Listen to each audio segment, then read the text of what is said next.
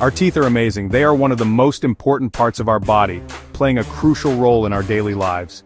They help us chew food, breaking it down into smaller pieces so we can digest it easily. We have different types of teeth, and each type has a special job. This diversity allows us to handle a variety of foods. Incisors are our front teeth. They are the first to make contact with food. They are sharp and help us bite into food, making the initial cut. Canines are next to incisors. These teeth are essential for tearing food apart. They are pointy and tear food. Premolars are behind canines and have a different function.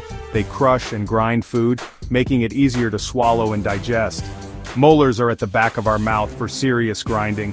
They handle the toughest jobs. We need all our teeth to eat different foods, from crunchy vegetables to chewy meats. Teeth help us talk too.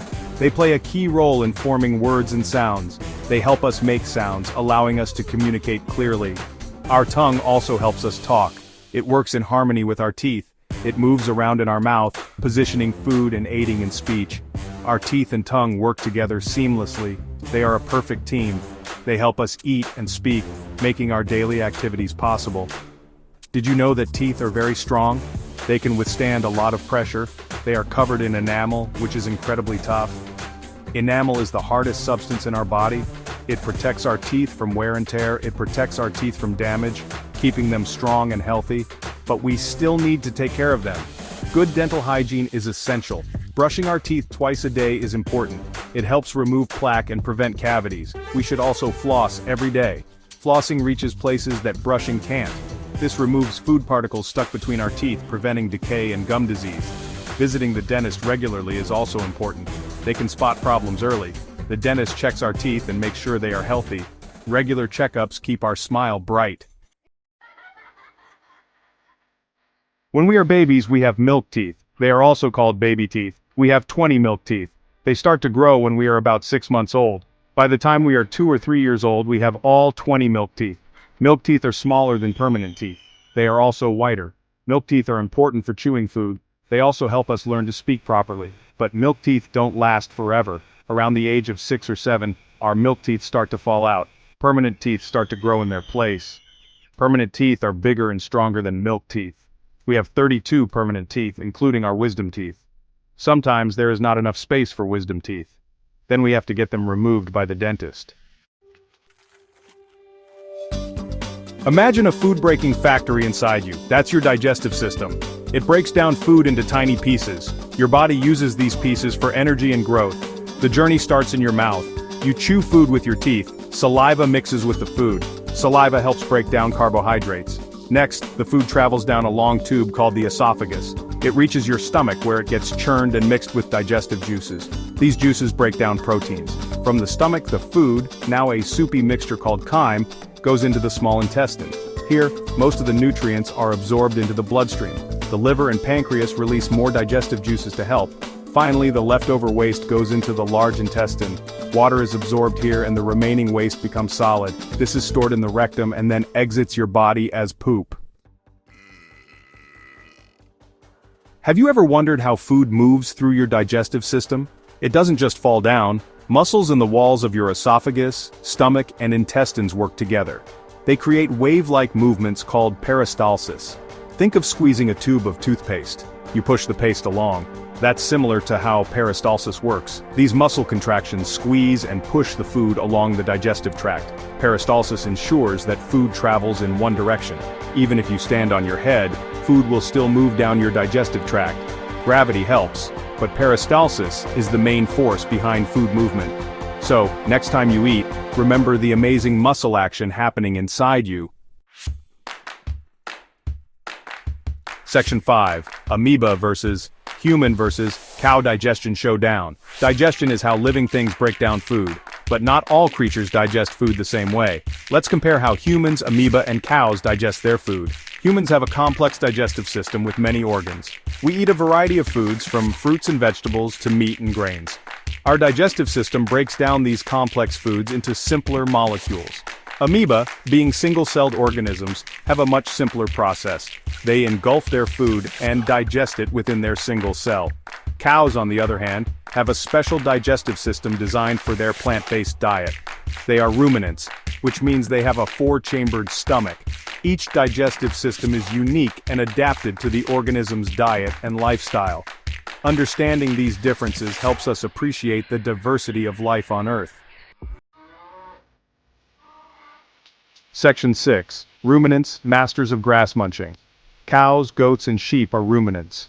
These animals have evolved a fascinating and highly efficient way to extract nutrients from plant material, which is often tough and fibrous. They have a special way of digesting food.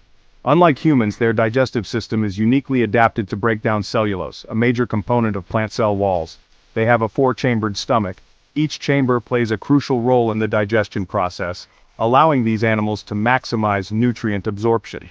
This helps them digest tough plant material like grass. The process begins when the ruminant first consumes the plant material, which then travels to the first chamber. The first chamber is the rumen. This is the largest chamber and serves as a fermentation vat. It is like a large fermentation vat. Here, the plant material is mixed with saliva and broken down by microorganisms. It is filled with microorganisms. These tiny helpers are essential for breaking down cellulose and other complex carbohydrates. These microorganisms break down cellulose. This process releases volatile fatty acids, which are a primary energy source for the ruminant. Cellulose is a tough fiber found in plants.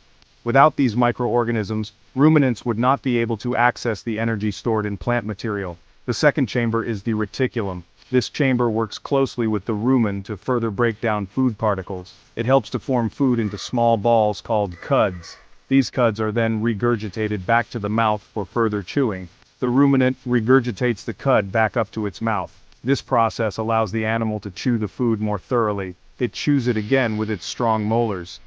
This additional chewing breaks down the food even further, making it easier to digest. This process is called rumination. It is a key part of how ruminants extract nutrients from their food. After chewing the cud thoroughly, the ruminant swallows it again. This time the food moves to the next chamber. This time it goes to the third chamber, the omasum, where water is absorbed. The omasum acts like a filter, removing excess water from the food. Finally, the food reaches the fourth chamber, the abomasum. This is where the final stages of digestion occur. This is the true stomach, similar to a human stomach. Here, digestive juices break down the food further, preparing it for absorption in the intestines. Digestive juices break down the food further. This final breakdown ensures that the ruminant can absorb all the essential nutrients from its diet. This amazing process allows ruminants to extract maximum nutrients from their plant-based diet.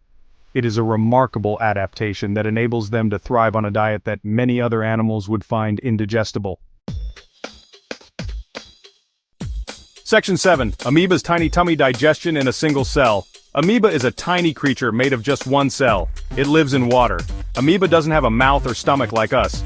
So, how does it eat? It uses a cool trick called phagocytosis. When the amoeba finds food, it surrounds the food particle with its body. Imagine a blob slowly wrapping around a tiny snack. This forms a food vacuole, a little bubble inside the amoeba. Digestive enzymes are released into the vacuole. These enzymes break down the food into smaller molecules. The amoeba absorbs the nutrients and uses them for energy. Leftover waste is expelled from the cell. It's amazing how such a simple creature has such a clever way of eating. Section 8. Digestion diagrams. See the action. Section 9. Taste bud. Adventure. Sweet, sour, bitter, salty, go. Get ready to embark on a journey that will tantalize your taste buds and tickle your senses. Let's go on a taste bud adventure. Our tongues are incredible organs that help us experience the world of flavors in a unique way. Our tongue has tiny bumps called taste buds. These taste buds are like little flavor detectors, each one capable of sensing different tastes. They help us taste different flavors, making eating a delightful experience. Imagine biting into a juicy apple or savoring a piece of chocolate. It's our taste buds that make these moments special. For this activity, you'll need sugar, lemon juice, neem leaves, or unsweetened cocoa powder, salt, water, and small spoons. These ingredients will help us explore the different taste sensations. Instructions. 1. Dip a clean spoon into the sugar. Touch the spoon to different parts of your tongue. Notice how the sweetness spreads across your taste buds. Where do you taste the sweetness most strongly? Is it at the tip of your tongue or somewhere else? 2. Rinse your mouth with water and repeat the process with lemon juice. Sour. The sourness will give your taste buds a different kind of zing. Neem leaves or cocoa powder, bitter, and salt, salty. Each of these will activate different taste receptors on your tongue. 3. For each taste, try to identify the area on your tongue where the sensation is strongest. This will help you understand how your taste buds are distributed. You'll notice that different areas of your tongue are more sensitive to certain tastes. This is a fascinating aspect of our sensory system. This is because taste buds for different flavors are concentrated in different regions. For example, sweetness is often detected at the tip of the tongue, while bitterness is sensed at the back. Have fun exploring the amazing world of taste. Remember, every bite is an adventure waiting to be discovered.